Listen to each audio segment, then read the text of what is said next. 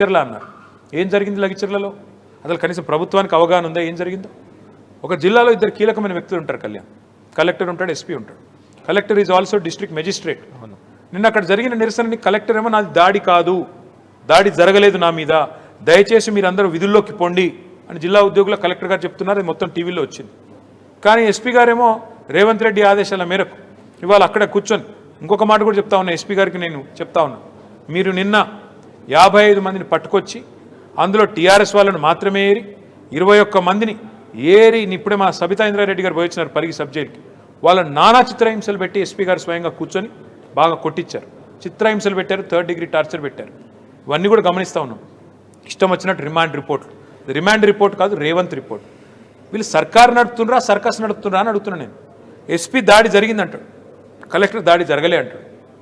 ఎవరిని నమ్మాలా? ఎస్పీ దాడి జరిగింది కాదు, ఇంకా దాడి వెనుక కుట్రుందంటాడు. అసలు వీళ్ళకి బుద్ధి జ్ఞానం ఉందా అని అడుగుతున్నాను.